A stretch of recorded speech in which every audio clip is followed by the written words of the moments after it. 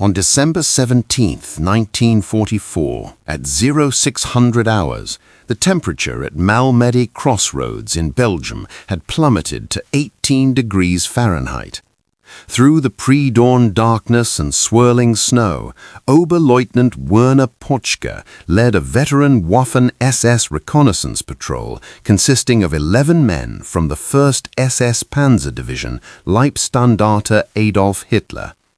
They moved cautiously toward American positions that intelligence reports suggested were likely defended by a supply unit comprised of rear echelon troops lacking heavy weapons.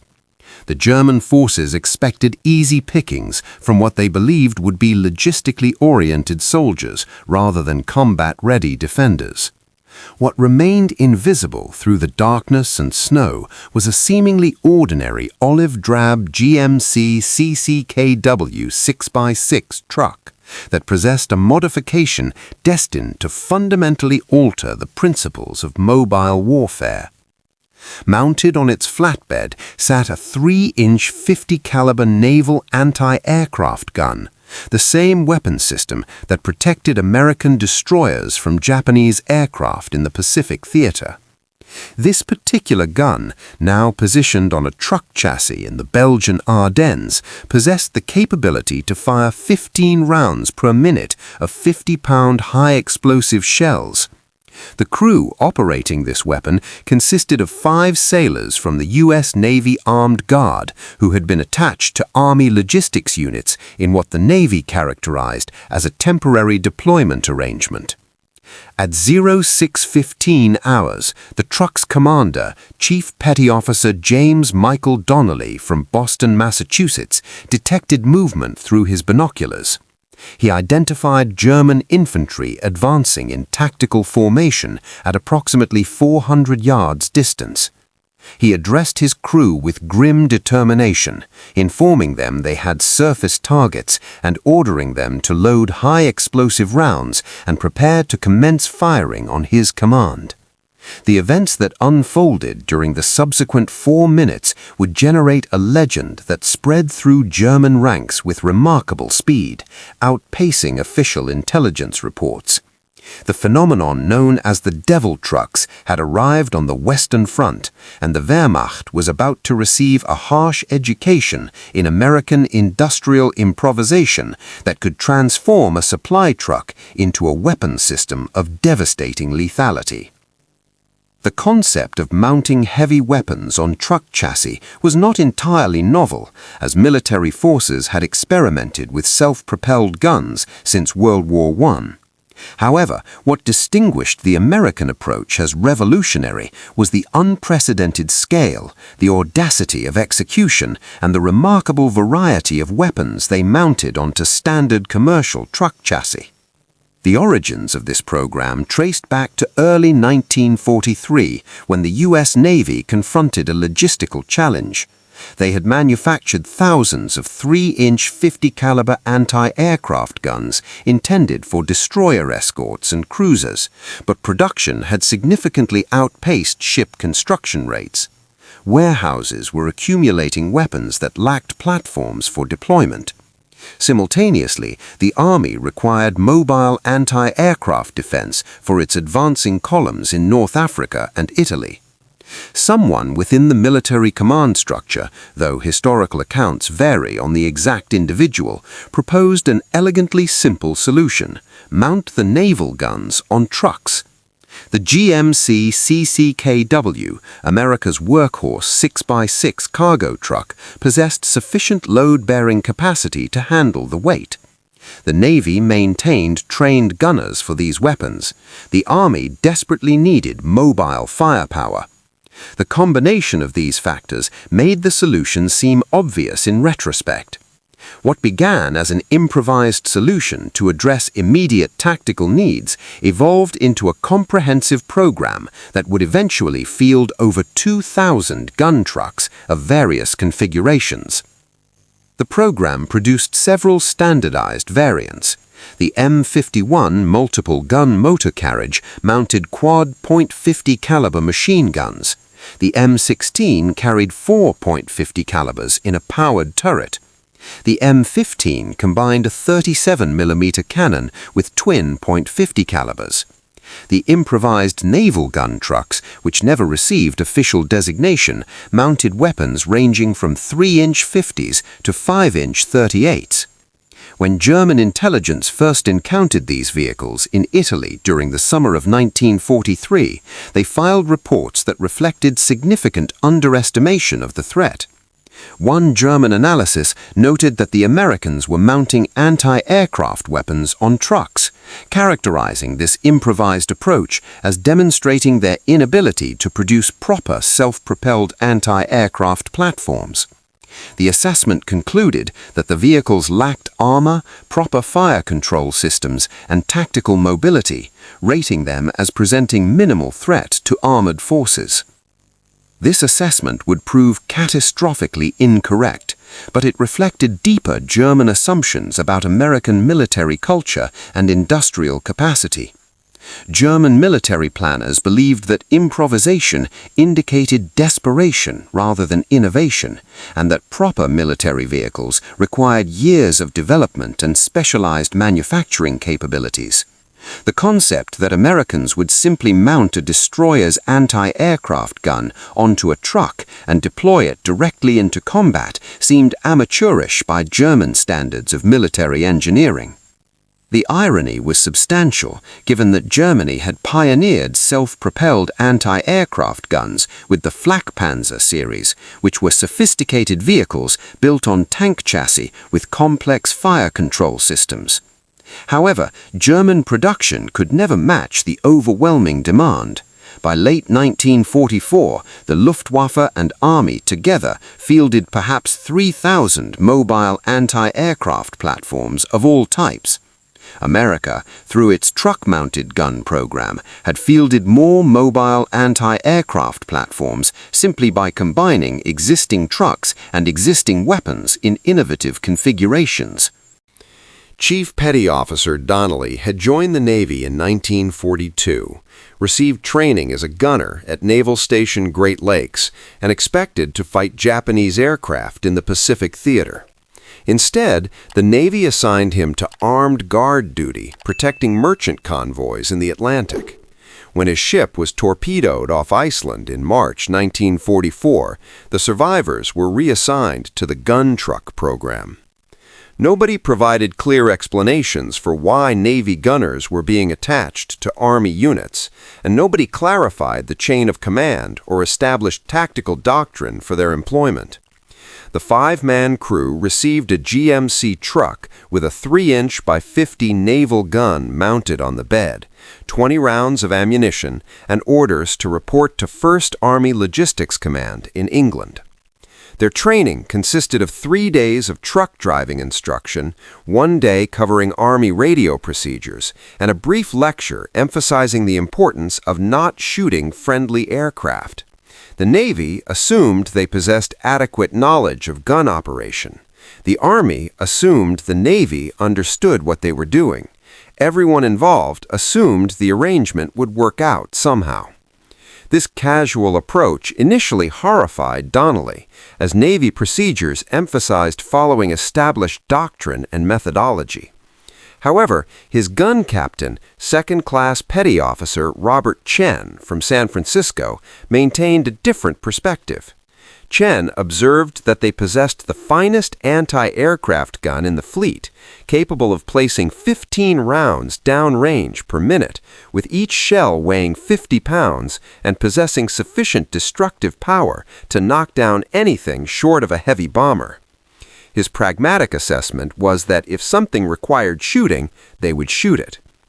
The opportunity to prove their effectiveness arrived sooner than expected. On December 16th, the German Ardennes offensive shattered the American front lines. Donnelly's truck, which had been attached to a quartermaster company hauling supplies, suddenly found itself in an active combat zone as German forces pushed westward. When Pochka's SS patrol approached Malmedy Crossroads before dawn on December 17th, they expected to encounter demoralized supply troops. Instead, they encountered Navy gunners who had been trained to engage aircraft moving at 300 miles per hour. Hitting infantry at 400 yards presented a task that was almost insultingly easy by comparison. Donnelly's first command followed textbook naval gunnery procedures. He designated target, bearing 270 degrees, range 400 yards, high explosive rounds, and ordered fire for effect. The 3-inch by 50 roared to life, its muzzle flash illuminating the snowy landscape like a photographer's bulb. The 50-pound shell, originally designed to destroy aircraft, impacted the ground among the advancing Germans and detonated with devastating effect. The blast radius exceeded 30 yards, with fragmentation killing or wounding every German within 50 feet of the impact point. The concussion alone incapacitated men outside the immediate fragment zone. One shell had effectively destroyed an entire squad. Chen traversed the gun manually, the naval mounting providing smooth and precise movement. The crew worked with practiced efficiency through loading, firing, and traversing sequences. Their training standard called for 15 rounds per minute, but in actual combat conditions, with adrenaline surging, they exceeded this rate. Pochka's patrol disintegrated under the barrage. Men who survived Kursk and Normandy found themselves facing firepower they associated exclusively with naval bombardment rather than ground combat. The psychological impact was immediate and profound. This was not a tank or self-propelled gun they could engage with available anti-tank weapons. It appeared to be a vulnerable truck, yet it delivered destruction that defied their tactical training and expectations. The survivors, 4 out of the original 11 men, retreated in disorder. When they reported to their company commander, describing a truck-mounted naval cannon that fired like light artillery, the initial response dismissed the report as panic-induced exaggeration. However, within hours, similar reports flooded through SS command channels. The Americans had deployed mobile heavy weapons on truck chassis, with multiple sightings reported across the breakthrough area. By December 18th, German intelligence had confirmed the threat was real and systematic, rather than isolated improvisations. The vehicles demonstrated high speed and mobility, capable of rapid deployment and withdrawal. They fired weapons ranging from quad 50 calibers to what appeared to be 5-inch naval guns, and intelligence estimated there were dozens, perhaps hundreds of them deployed. The German response revealed their fundamental disadvantage in this new tactical environment. They issued guidance instructing forces to engage gun trucks with anti-tank weapons and avoid infantry assaults, while using artillery to suppress these mobile platforms. However, German forces in the Ardennes were already stretched thin, critically low on fuel, and lacking air support. They could not dedicate scarce resources to hunting gun trucks when they were desperately trying to reach the Meuse River before American reinforcements arrived. The gun trucks, meanwhile, proved devastatingly effective in the fluid and chaotic fighting that characterized the battle. Their speed, reaching up to 45 miles per hour on roads, allowed rapid response to emerging threats. Their firepower exceeded most German mobile anti-aircraft platforms. Their crews, whether Navy gunners or Army anti-aircraft battalions, were trained to track fast-moving targets, making the engagement of ground targets almost easy by comparison. Staff Sergeant Michael Kowalski commanded an M16 multiple gun motor carriage, the quad 50 caliber version, with the 443rd Anti-Aircraft Artillery Battalion. His truck carried 4 50 caliber machine guns in a powered turret capable of 360-degree traverse, with a combined rate of fire exceeding 2,000 rounds per minute, creating a literal wall of lead that no infantry formation could survive. The trees themselves became weapons in this engagement. The .50 caliber rounds shattered branches, creating thousands of wooden splinters that added to the carnage. Germans who sought cover behind trees discovered that the trunks provided no protection whatsoever. The heavy machine gun fire simply destroyed the trees and the men sheltering behind them. Kowalski's after-action report maintained clinical language, stating that they engaged enemy infantry at approximately 800 yards, expended 1,200 rounds. The enemy attack was broken, with an estimated 40 to 50 casualties and no friendly losses. However, the report's dry language missed the profound psychological dimension of the engagement. German survivors described facing what seemed like a flying fortress on wheels, firepower they associated with American bombers somehow brought to ground level. The variety of weapons Americans mounted on trucks seemed limited only by imagination and weight capacity. The standard M15 combined a 37mm anti-aircraft gun with twin .50 calibers, with the 37mm achieving a rate of fire reaching 120 rounds per minute, each shell weighing approximately 2 pounds. The M16 carried quad .50 calibers in a Maxim turret that was electrically powered for smooth traverse and elevation. The M51 mounted twin 40mm Bofors guns, the same weapon that protected Allied ships from kamikaze attacks. The improvised naval gun trucks carried 3-inch 50s, 4-inch 50s, and in at least one documented case, a 5-inch 38, a weapon normally found on cruisers. The GMC CCWK truck that carried these weapons was itself a marvel of American production capability. The 6x6 drive system provided excellent mobility in mud, snow, and rough terrain. The truck could carry 5 tons of cargo, climb 60% grades, and ford streams up to 30 inches deep. Over 500,000 were manufactured between 1941 and 1945. Modifying them to carry weapons was straightforward from an engineering perspective. Welders removed the cargo bed, fabricated mounting platforms, and installed the chosen weapon system. The electrical system provided power for turrets and fire control equipment. The chassis handled the additional weight without requiring significant modification. Most conversions took less than a week in depot-level facilities. The crews greatly appreciated the vehicle's reliability. The GMC engine, a 270 cubic inch inline-six producing 104 horsepower, was not particularly powerful, but proved nearly indestructible under field conditions. Maintenance was simple and straightforward. Parts were abundant throughout the supply system. The trucks could operate for months with minimal service, a critical capability when supporting fast-moving operations. German forces possessed nothing comparable. Their half-tracks carrying anti-aircraft guns were purpose-built military vehicles that were expensive and complex to manufacture.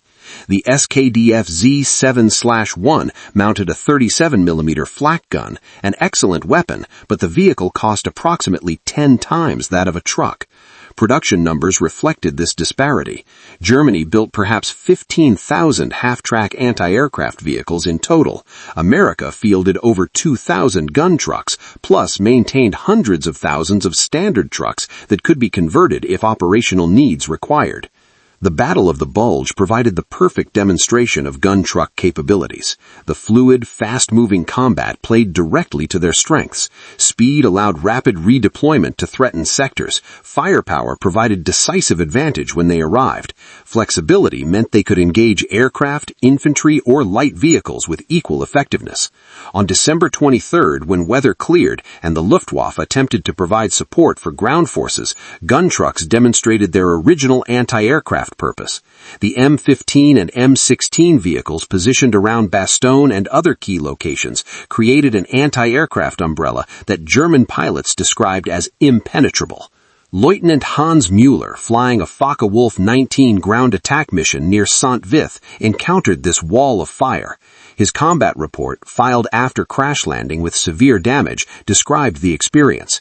He commenced his attack run on an American supply column and immediately encountered heavy anti-aircraft fire from multiple positions.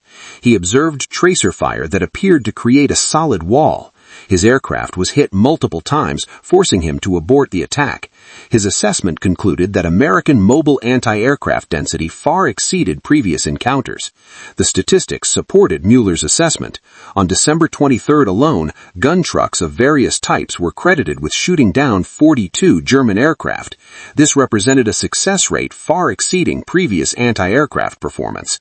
The combination of radar-directed fire control, proximity-fused shells when available, and sheer volume of fire proved devastating. However, the gun truck's most significant impact came against ground targets. The German offensive relied on infantry advances supported by armor. The Panzer Division served as spearheads, but infantry had to hold captured ground. Infantry, even elite Waffen-SS veterans, could not survive sustained fire from quad .50s or 3-inch naval guns. Hauptmann Karl Weber commanded a company of the 12th SS Panzer Hitlerjugend, attempting to break through American lines near Elsenborn Ridge. His after-action report, captured when he was later taken prisoner, revealed the psychological impact of gun trucks. Weber wrote that they attacked at dawn on December 19th, with initial advance meeting light resistance. Then the American trucks appeared, not supply vehicles as expected, but weapon carriers firing continuously. The sound was tremendous, like being inside a steel mill. His men sought cover, but the fire was too intense. Trees exploded, the ground erupted, men fell screaming or simply disappeared in explosions. They withdrew after 30 minutes, having lost 40% of their strength without closing within 200 meters of American positions. Weber's company, consisting of 160 men at the start, counted 94 casualties from this single engagement. The attacking force included no tanks and no artillery support, just infantry attempting to exploit what they believed was a gap in American defenses. The gun trucks proved decisively that gaps defended by mobile firepower were not really gaps at all. The crews developed tactics through combat experience rather than from established doctrine. Nobody had written a manual for employing naval guns in ground combat. The Navy's gunnery doctrine focused on aircraft and surface vessels. Army anti-aircraft doctrine assumed relatively static defensive positions. The gun truck crews had to improvise their operational methods. Chief Donnelly's crew developed a technique they termed shoot and scoot, similar to tank destroyer doctrine. They would position the truck in a concealed location with good fields of fire. When targets appeared, they would fire 3 to 5 rounds rapidly, then immediately relocate before German artillery could return fire. The truck's mobility meant they could displace half a mile in under 5 minutes. This frustrated German counterfire procedures. Artillery observers would spot the gun truck and call for fire, but by the time shells arrived, the truck had relocated. The Germans learned that tracking gun trucks required dedicating aircraft or direct fire weapons, resources they could not spare during the desperate December fighting. The psychological warfare value proved significant beyond the physical casualties inflicted. German troops began calling the gun trucks Teufelwagen, meaning devil trucks, or sometimes Geisterwagen, ghost trucks. The names reflected both their lethality and their seeming ability to appear without warning, deliver devastating fire, and vanish before retaliation could be organized. Private First Class Jan Fischer, captured by American forces on December 27th, provided revealing testimony during interrogation. He stated that they feared the devil trucks more than tanks. Tanks could be heard approaching, and tanks followed roads. The devil trucks appeared anywhere without warning. They fired like warships, then disappeared like ghosts. Officers told them to ignore the trucks and focus on the mission, but he questioned how anyone could ignore something that could kill an entire platoon in seconds. This fear spread through German ranks faster than official reports could be disseminated. Veterans warned new replacements about the devil trucks with almost superstitious dread. Some units refused to advance until they received assurances that gun trucks were not in the area, assurances their officers could not provide. The technical specifications of the weapons mounted on these trucks explained their extraordinary lethality. The 3-inch 50 caliber naval gun fired a 50-pound shell at 2,700 feet per second. Maximum rate of fire was 15 rounds per minute. Effective range against aircraft was 6 miles. Against ground targets, approximately 5 miles, though practical engagement ranges were much shorter. Each shell contained approximately 4 pounds of Composition B high explosive. When it detonated, the fragmentation radius exceeded 30 yards. A direct hit on a vehicle or structure was catastrophic. Even near misses could disable light vehicles or kill exposed infantry. The gun could fire armor-piercing rounds capable of penetrating 3 inches of steel at 1,000 yards, sufficient to destroy any German half-track or light tank. The quad 50 caliber M16 carried 2,000 rounds of ammunition, 500 rounds per gun. Each 50 caliber bullet weighed approximately 1.6 ounces and traveled at 2,900 feet per second. The kinetic energy was sufficient to penetrate light armor at close range and proved absolutely devastating against infantry. The psychological effect of quad 50s was remarkable. The distinctive sound of 4 heavy machine guns firing simultaneously was unlike anything else on the battlefield. The tracer rounds, visible even in daylight, created streams of fire that appeared solid. German soldiers described it as fire hoses of death, continuous streams of bullets that erased anything they touched. The M15's combination of 37mm cannon and twin 50s provided impressive versatility. The cannon could engage light vehicles and structures effectively. The machine guns suppressed infantry. Together, they created a weapon system that could respond to any ground threat short of heavy armor. Production and deployment statistics revealed the program's remarkable scope. By December 1944, over 1,500 gun trucks of various types were deployed in the European theater. This included approximately 600 M16s, 400 M15s, 300 M51s, and perhaps 200 improvised naval gun trucks, with exact numbers varying by source. These vehicles were distributed throughout Army units, attached to anti-aircraft battalions, tank destroyer battalions, or directly to division artillery. The lack of centralized control frustrated German intelligence efforts to track their deployment. Gun trucks appeared wherever needed, serving as a fluid asset that commanders employed based on tactical requirements rather than rigid doctrine. The maintenance challenge proved surprisingly minimal. The GMC truck chassis used standard parts available throughout the supply system. The weapons themselves, whether Navy or Army origin, had established maintenance procedures and spare parts channels. Most repairs could be completed at battalion level. Major repairs went to depot facilities that existed throughout the rear area. Crew training varied widely across units. Navy gunners like Donnelly's crew possessed extensive weapons training but minimal ground combat experience. Army anti-aircraft crews understood ground combat but sometimes lacked weapons-specific knowledge. Both groups learned on the job, adapting their skills to the unique requirements of mobile ground combat. The improvised nature of the program manifested in small details. Some trucks featured armored cabs with welded steel plates protecting the driver and assistant driver. Others had no armor at all. Some mounted sophisticated communications equipment, allowing integration with fire control networks. Others relied on visual signals and basic radios. Each truck reflected the resources and imagination of the unit that fielded it. This variability would have been considered a weakness in German military culture that valued standardization and uniformity. However, American operational flexibility transformed it into strength. Each crew adapted their vehicle to their specific needs and operational environment. Modifications spread through informal networks. Good ideas were copied and improved upon. Poor ones were abandoned. The result was continuous improvement without waiting for official doctrine to be revised and promulgated.